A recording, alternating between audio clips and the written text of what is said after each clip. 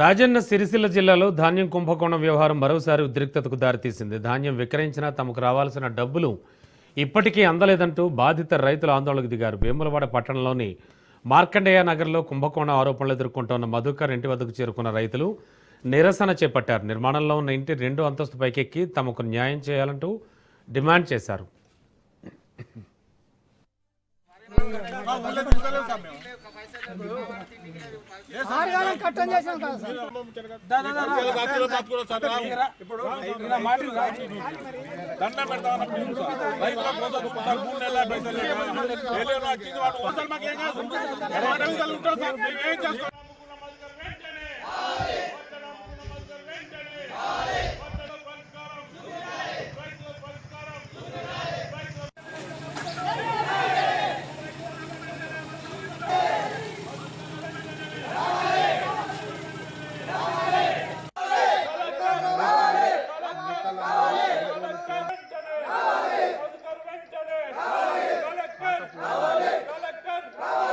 నేను మరిపల్లి సెంటర్లో వడ్లు పోసిన నాకు 303 బస్తాలైనవి. అంటే దాదాపు ఒక 3 లక్షల దాకా రావాల్సి ఉంది. నాకు ఇదివరకు కూడా 3 నెలలు అవుతుంది, డబ్బులు పడలే.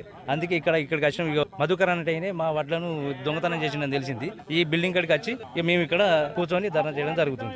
మాకు డబ్బులు పడేదాకా మేము ఇక్కడి కదిలేదు లేదు.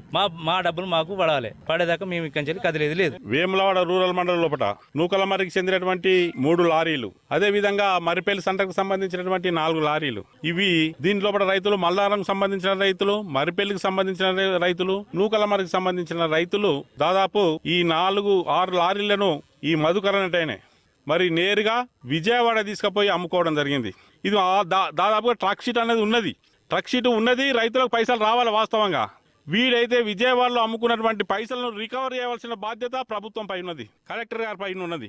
ఈ రైతులందరూ మరి దాదాపు ప్రజావాణి లోపల కానివ్వండి, జేసీ కానివ్వండి, డీసీఓ కానివ్వండి, మరి కోఆపరేటివ్ సంబంధించినటువంటి చైర్మన్ కానివ్వండి, అదే విధంగా సెక్రటరీ గారు కానివ్వండి, పలు సార్లు విన్నవించడం జరిగింది. ఇక రేపచ్చే మాపచ్చే మీ చెక్కులు ఇస్తాం, మీ పైసలు ఎడువని చెప్పి మరి వాళ్ళు కాలం వెళ్ళబుస్తారు.